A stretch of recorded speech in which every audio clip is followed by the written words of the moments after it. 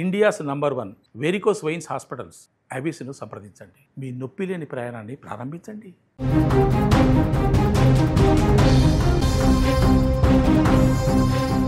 రాయచోటిలో వెలుగు చూస్తున్న ఉగ్ర లింకులను చూస్తుంటే వణుకు పుడుతుంది. అన్నమయ్య జిల్లా రాయచోటిలో ఉగ్ర లింకులు ఇప్పుడు దేశవ్యాప్తంగా తీవ్ర కలకలం రేపుతున్నాయి. రాయచోటిలో కరుడుగట్టిన ఉగ్రవాదులు అబూ బకర్ సిద్దికి, మహమ్మద్ మన్సూర్ అలీలను పోలీసులు అదుపులోకి తీసుకున్నారు. అయితే పోలీసుల విచారణలో సంచలన విషయాలు వెలుగు చూస్తున్నాయి. దేశంలోని 3 ప్రధాన నగరాలతో పాటు రైలు మార్గాల్ని పేల్చడానికి పన్నాగం పడినట్లు తెలుస్తోంది. వారి ఇళ్లలో 3 నగరాలు, రైల్వే నెట్వర్క్ల చిత్రపటాలు దొరికాయి. ఈ ఇద్దరు తమిళనాడులో వరుస బాంబు పేలుళ్లలో నిందితులుగా ఉన్నట్టుగా తెలుస్తోంది. అయితే ఈ కేసులో 50 మంది అనుమానితులను విచారించిన పోలీసులు రాయచోటిలోని ఓ మిల్లు ఓనర్ తమ్ముడు, ఆయన కొడుకును కూడా తాజాగా అదుపులోకి తీసుకున్నట్టు తెలుస్తోంది. దీంతో మిల్లు పరిసర ప్రాంతాల్లో తీవ్రంగా గాలింపు చర్యలు కొనసాగుతున్నాయి. అక్కడ చాలా విషయాల్ని కనిపెడుతున్నారు. ఇక ఉగ్రవాదులుగా భావిస్తున్న వారికి అల్ ఉమా అనే ఉగ్రవాద సంస్థతో సంబంధాలున్నట్లు సమాచారం. ఐసిస్, అల్ ఉమా ఒకే రకమైన భావజాలం కలిగి ఉంటాయి. వీరు 2011లో బీజేపీ అగ్రనేత ఎల్కే అద్వానీ రథయాత్ర సందర్భంగా మదురైలో బాంబులు పేల్చడానికి కుట్రపన్నారు. అయితే స్థానికుల పోలీసుల సమాచారం ఇవ్వడంతో నిర్వీర్యం చేశారు ఈ కుట్రని.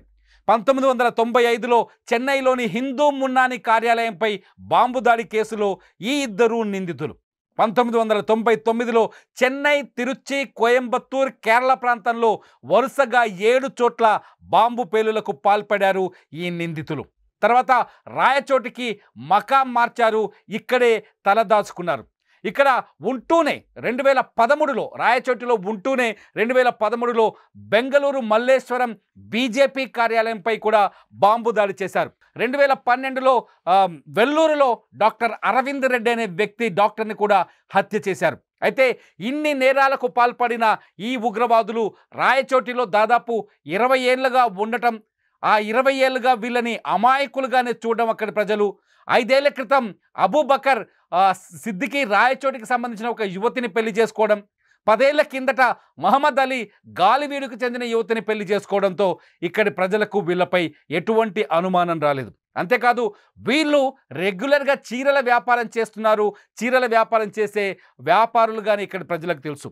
నిజానికి వీళ్ళు తమిళనాడుకు చెందిన ఇద్దరు ఉగ్రవాదులు. 20 ఏళ్ల క్రితం చెన్నైలో పేలుళ్ల తర్వాత పారిపోయి రాయచోటికి వచ్చి తలదాచుకున్నారు. 9 వరుస బాంబు పేలుళ్ల తర్వాత రాయచోటికి వచ్చి తలదాచుకున్నారు. ఆ తర్వాత ఇక్కడి స్థానిక వ్యక్తులుగానే మారిపోయి ఇక్కడి మహిళల్ని పెళ్లి చేసుకోవడంతో స్థానికంగా ఉండే వాళ్ళంతా, ఈ కమ్యూనిటీకి చెందిన వాళ్ళంతా వీళ్ళని పూర్తిగా విశ్వసించారు. కానీ వీళ్ళు దేశద్రోహులని, దేశంలో విధ్వంసాలు సృష్టించే అల్ ఉమా ఉగ్రవాదులని, వీళ్ళు దేశంలోని బీజేపీ ప్రధాన కార్యాలయాలను టార్గెట్ చేసి పేలుళ్లకు కుట్రలు చేస్తున్నారని, వీళ్ళ ఇళ్లలో ఐఈడి బాంబులు తయారు చేసే 50 నుంచి 60 బాంబులు తయారు చేసే మెటీరియల్ ఉందని ఎవ్వరూ కనిపెట్టలేకపోయారు. ఒకసారి చూద్దాం రాయచోటిలోని ప్రజలు వీళ్ళ గురించి ఏం మాట్లాడుతున్నారో, వీళ్ళని ఎంత అమాయకంగా నమ్మారో, అక్కడ ప్రజలు ఏం మాట్లాడుతున్నారో చూద్దాం. మన్సూర్ మహమ్మద్ అలీని పిలిచేవాళ్ళ, మన్సూర్ అని పిలిచేవాళ్ళ? ఈ వీధిలో అయితే పిల్లప్పటి నుంచి నేను చూస్తున్నాను. ఈ వీధిలో అయితే బట్టల వ్యాపారం చేసుకుంటే మాకు కూడా తెలియదు ఎట్లా అంటే ఇట్లా మంచి. మేము కూడా సడన్ గా విన్న తర్వాత మేము కూడా షాక్ అయితే మేము కూడా గురి ఉన్నాము. అంటే వీధిలో చుట్టుపక్కల అందరు భయపడుతున్నారు. అంటే సడన్ గా ఇట్లా మంచి అని ఎవరికి తెలియదు. ఏమంటే ఇప్పుడు న్యూస్ ఏం చూస్తున్నామంటే వాడు చేసిన ద్వారా, ఆ పని ద్వారా అందరికి చెడ్డ పేరే. రాయచోటి లోపల సరౌండింగ్ లో ఉండే పూర్తి రాయచోటికి చెడ్డ పేరే. సో అట్లా ఇలాంటివి జరగకుండా ఉండాలంటే ఏం చేస్తే బాగుంటుంది అంటావు? నాకు తెలిసిన వరకు ఇక్కడ ఉన్నారు ఫెమిలియన్స్ ఉంటారు కదా, అందరికి పట్టుకోండి, విచారణ చేయండి. అంటే ఆ ఊరు ఎక్కడి నుంచి వచ్చాడో ఆ చుట్టుపక్కల ఈ సరౌండింగ్ లో ఎవరైతే ఉన్నారో వాళ్ళకి పట్టుకొని విచారించండి, తప్పేమీ లేదు. ముందు వాళ్ళకి పట్టుకొని వాళ్ళ ద్వారా ఏమైనా ఇన్ఫర్మేషన్ వస్తుందంటే కనుక్కోండి. ఇదైతే మంచి సుమన్ టీవీ అని మేము చెప్తాము. ఏ ఊర్లో ఎవరు వచ్చినా కొత్త వాళ్ళు, ఇంటి ఓనర్ వాడు ప్రూఫ్, ఆధార్ కార్డు ఇవన్నీ ఇప్పించుకొని ఎక్కడి నుంచి వచ్చాడు విషయం ఎంత తెలుసుకొని అయితే వాడికి ఇవ్వాలి. ఆ ప్లేస్ లో ఎవరున్నా కూడా నేను ఇదే వీధిలో పుట్టి పెరిగింది. నేను ఇదే వీధి. ఇది ప్రస్తుతం రాయచోటిలో పరిస్థితి. రాయచోటి ప్రజలు వాళ్ళని గుడ్డిగా నమ్మారు. వీళ్ళు వేరే ప్రాంతం నుంచి వచ్చిన వాళ్ళు అయినప్పటికీ వాళ్ళ వివరాలు ఆరా తీయలేకపోయారు. వాళ్ళు ఉగ్రవాదులు అనే విషయాన్ని అసలు గుర్తించలేకపోయారు. వాళ్ళ ఇళ్లలోనే బాంబులను తయారు చేసి బెంగళూరు మల్లేశ్వరం బీజేపీ కార్యాలయాన్ని పేల్చేసినా గుర్తించలేకపోయారు. వీళ్ళు గతంలో 2011లో అప్పటి బీజేపీ కీలక నేత ఎల్కే అద్వానీ హత్యకు కుట్ర చేసిన నిందితులని ఆయన ర్యాలీలో బాంబులు పేల్చే ప్రయత్నం చేశారనే విషయాన్ని గుర్తించలేకపోయారు. అంతేకాదు వీళ్ళ స్థానికులే 20 ఏళ్ళుగా వీళ్ళు ఇక్కడే ఉండడంతో బ్లైండ్గా వాళ్ళ పిల్లల్నిచ్చి పెళ్ళిళ్ళు కూడా చేశారు. విచిత్రమైన విషయం ఏంటంటే పెళ్ళిళ్ళ తర్వాత కూడా వాళ్ళ భార్యలు కూడా వీళ్ళని ఉగ్రవాదులుగా గుర్తించలేకపోయారు. ఈ ఇద్దరు దుర్మార్గులు దేశంలోని అనేక విధ్వంసాలకు కారకులు. ఈ ఇద్దరు దుర్మార్గులు చెన్నై, కేరళలో వరుసగా పేలిన 9 బాంబు పేలులకు కారకులు. 1999లో వీళ్ళ చరిత్రలోకి ఒక్కసారి వెళ్తే 1999లో చెన్నై, తిరుచి, కోయంబత్తూర్, కేరళ ఇలా వరుసగా 7 చోట్ల బాంబులు పేల్చారు ఈ ఇద్దరు నిందితులు. అల్ ఉమా ఐసిస్ లాంటి భావజాలం కలిగింది. మీరు వాళ్ళు నివాసం ఉన్న ఇంటిని చూస్తున్నారు, వాళ్ళ ఫోటోలు చూస్తున్నారు. అల్ ఉమా అంటే వీళ్ళు ఇక్కడే ఏం చేస్తున్నారు? ఐసిస్కి సాధారణంగా ప్రపంచంలోని వివిధ ప్రాంతాల నుంచి ఉగ్రవాదుల్ని, యువతని ఉగ్రవాదం వైపు మళ్లించి రిక్రూట్ చేసుకునే అలవాటు ఉంది. మన భారతదేశం నుంచి కూడా అనేక మంది ఐసిస్లో చేరిన సందర్భాలు బయటపడ్డాయి. లవ్ జిహాదీ లాంటి ప్రయోగాలు చేసి అమ్మాయిలను కూడా వశపరుచుకొని ఉగ్రవాదం వైపు మళ్లించిన సందర్భాలు ఉన్నాయి. ఐసిస్ నుంచి రిక్రూట్మెంట్ విషయంలో భారతదేశంలో అనేక సార్లు చర్చ జరిగింది. అల్ ఉమాకి కూడా అటువంటి ఆలోచనే ఉండడం, అటువంటి భావజాలం ఉండడంతో ఇప్పుడు రాయచోటిలో ఈ అంశం అతిపెద్ద సమస్యగా మారుతోంది. 20 ఏళ్లుగా రాయచోటిలో ఉన్న అబూబకర్ సిద్దికీ, మహమ్మద్ మన్సూర్లు ఈ 20 ఏళ్ళు బీజేపీ కార్యాలయాలని టార్గెట్ చేస్తూ బాంబులు మాత్రమే పెడుతూ వచ్చారా? లేదంటే రాయచోటిలో కూడా ఉగ్రమూకల్ని లేకపోతే స్లీపర్ సెల్స్ని రెడీ చేశారా? ప్రశాంతంగా ఉండే ఆంధ్రప్రదేశ్లో ఇప్పుడు ఈ వార్త దుమారాన్ని సృష్టిస్తోంది. వీళ్ళ దగ్గర స్వాధీనం చేసుకున్న 50 ఐఈడి బాంబుల్ని డిఎస్పీ కార్యాలయం దగ్గర నిర్వీర్యం చేసినట్టుగా తెలుస్తోంది. వీళ్ళ దగ్గర దొరికిన పేలుడు పదార్థాన్ని నిర్వీర్యం చేసినట్టుగా తెలుస్తోంది. ఆక్టోపస్ పోలీసులు నిర్వీర్యం చేశారని ఒక స్టేట్మెంట్ కూడా బయటకు వచ్చింది.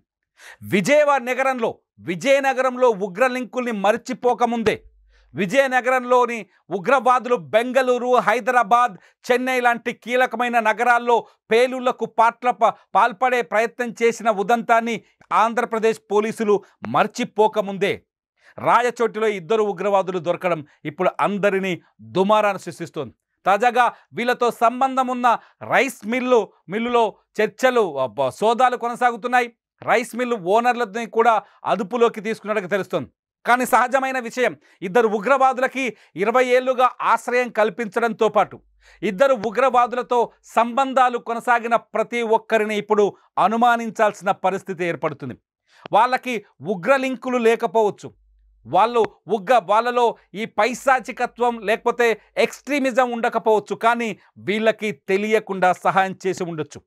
వీళ్ళకి చేసిన సహాయంతో భారీ విపత్తులు విధ్వంసాలు ఏర్పడే అవకాశం ఉండొచ్చు. ఈ నేపథ్యంలోనే రాయచోటి పైన పోలీస్ పూర్తి స్థాయి నిఘా పెట్టింది. రాయచోటిలో ప్రతి ప్రాంతాన్ని సెర్చ్ చేసే అవకాశం కనిపిస్తుంది. వీళ్ళతో సన్నిహితం ఉన్న ప్రతి వ్యక్తులని ప్రశ్నించే ఛాన్సెస్ ఉంది. ఇప్పటికే వీళ్ళ భార్యలిద్దరిని పోలీసులు అదుపులోకి తీసుకున్నారు. వాళ్ళ భార్యలపైన ఉప్పా యాక్ట్ కింద కేసులు నమోదు చేశారు. ఎందుకంటే వాళ్ళ 20 పెళ్ళిళ్ళు చేసుకున్న తర్వాత, వీళ్ళకు భార్యలుగా కొనసాగుతున్న తర్వాత వీళ్ళ కార్యకలాపాలపైన ఖచ్చితంగా అనుమానం వచ్చే ఉంటుంది. అటువంటి అనుమానాలు వచ్చినా అది దేశ భద్రతకు విఘాతం కలిగించే సంఘటనలు అయి ఉంటాయి. అటువంటి సంఘటనల గురించి కనీసం బంధువులకో పోలీసులకో సమాచారం ఇవ్వకపోవడం కూడా ఇక్కడ నేరంగానే పరిగణించాల్సి వస్తుంది. నిజానికి రాయచోటిలో ఇటువంటి లింకులు ఉంటాయని ఎవ్వరూ అంచనా వేయరు. కానీ చెన్నై, కోయంబత్తూర్, తిరుచి, కేరళలో పేలుళ్ల తర్వాత ఈ ఉగ్రవాదులిద్దరు తప్పించుకొని రాయచోటుకొచ్చి తల దాచుకొని దేశంలో మరిన్ని విధ్వంసాలకి ప్లాన్ చేశారు. దేశంలోని 3 ప్రధాన నగరాలతో పాటు పోలీసులు చెప్తున్న మాటలు వింటే షాక్ అవుతారు. రైల్వే ట్రాక్ను కూడా పేల్చే ప్రయత్నం చేస్తున్నారని. ఒకసారి రాయచోటి పోలీసులు ఏం చెప్తున్నారో ఒక్కసారి వింటే మీకు వీళ్ళ కుట్రలు కుతంత్రాల గురించి పూర్తి సమాచారం తెలుస్తుంది. 20 సంవత్సరాలుగా మన రాయచోటి కేంద్రంలో మారు పేరులతో చిరు వ్యాపారాలు చేసుకుంటూ ఇక్కడ మహిళలను వివాహం చేసుకుని సాధారణ జీవితం సాగిస్తూ ఉన్నారు. అందులో మన్సూర్ ఖాన్ అమానుల్లా అనే పేరుతో ఇక్కడ చలామణి అవుతున్న వ్యక్తి ఇంటిలో అతి భయంకరమైన పేలుడు సామాగ్రి, విధ్వంసకర సామాగ్రి, కత్తులు తర్వాత అతి ప్రమాదకరమైన విస్ఫోటక సామాగ్రి అంతా కూడా మనకు లభ్యమైంది. తర్వాత ఇంకో వ్యక్తి మన్సూర్ ఇంట్లో కూడా కొంత సామాగ్రి మనకు లభ్యమైంది. తర్వాత ఏమిటనే దాని మీద వీళ్ళ గురించి విచారిస్తే ఈ Coimbatore bomb blast case, Egmore bomb blast case, బెంగళూరులో 2013లో మల్లేశ్వరం బాంబ్ బ్లాస్ట్ కేసులో ఇది అబూబకర్ సిద్దికీ అలియాస్ అమానుల్లా అనే వ్యక్తి ప్రథమ నిందితుడు. వీళ్ళంతా కూడా అల్-ఉమా ఉగ్రవాద సంస్థకు చెందినవారు. వీళ్ళు ఏంటంటే హదీస్ అనే శాఖ, ఇస్లాం మతంలోని హదీస్ శాఖ అనే దాని నుంచి ప్రేరేపించబడి దానిలోనే ఉన్న తీవ్రవాదపు ఛాందస్వాదాన్ని వీళ్ళు ప్రాక్టీస్ చేస్తుంటారు. ఇది రాయచోటిలో ఉన్న 2 ఉగ్రవాదుల అసలు చరిత్ర. ఒక్కసారి గుర్తుపెట్టుకోండి, ఇది దేశ భద్రతకు సంబంధించిన విషయం. ఇటువంటి దొంగలు లేకపోతే ఇటువంటి గుర్తు తెలియని వ్యక్తుల్ని మీరు ఆశ్రయం కల్పిస్తే, ఇటువంటి వ్యక్తులకి మీ బంధువుల పిల్లల్నిచ్చి పెళ్లిళ్ళు చేస్తే, ఇటువంటి వ్యక్తులు ఇచ్చే డబ్బులకు ఆశపడి వీళ్ళకి చోటు కల్పిస్తే అది మీరు దేశానికి ద్రోహం చేసినట్టు అవుతుంది. ఈ రాయచోటిలో వీళ్ళకు సహకరించిన వాళ్ళు, వీళ్ళకి సంబంధించిన వివరాల్ని పోలీసులకి ముందుగా చెప్పడం బెటర్. ఎవరైనా వీళ్ళతో సంబంధాలు కలిగి ఉంటే ఆ వివరాల్ని ముందుగా పోలీసులకు చెప్పడం బెటర్. లేదంటే వీళ్ళు ఎటువంటి ఉగ్ర విధ్వంసాలకు ప్లాన్ చేశారో ఇప్పటికే అంతు చిక్కడం లేదు. ఖచ్చితంగా వీళ్ళు భవిష్యత్తులో భారీ కుట్రలకు ప్లాన్ చేసే ఉంటారనే అనుమానాలు కూడా కలుగుతున్నాయి. ఇప్పటికైనా వీళ్ళతో సంబంధం ఉన్నవాళ్ళు, వీళ్ళ గురించి తెలిసిన వాళ్ళు పోలీసులకు సరైన సమాచారం ఇస్తే దేశంలో భారీ విధ్వంసాలని నిలుపుదల చేసిన వాళ్ళు అవుతారు. మీరే నిజమైన దేశభక్తులవుతారు. మీరేమనుకుంటున్నారు? ఇటువంటి ఉగ్రవాదుల విషయంలో ప్రజలు ఎలాంటి జాగ్రత్తలు వహించాలి? ముఖ్యంగా వీళ్ళకి ఆశ్రయం కల్పించకుండా ఉండాలంటే ఏం చేయాలి? ఇటువంటి వారికి ఆశ్రయం కల్పించే ముందు ఎటువంటి జాగ్రత్తలు పాటించాలి? ఈ అంశాలన్నింటిపైన మీరు ఈ వీడియో కింద కామెంట్ చేయండి. మీ కామెంట్స్ సరైనవైతే, మీ కామెంట్స్ ఉపయోగపడేవి అయితే ఖచ్చితంగా వాటిపైన నేను మరొక వీడియో చేస్తా. చూస్తూనే ఉండండి లైవ్ అప్డేట్స్ కోసం సుమన్ టీవీ లైవ్, అట్లాగే సుమన్ టీవీ డిజిటల్ లైవ్.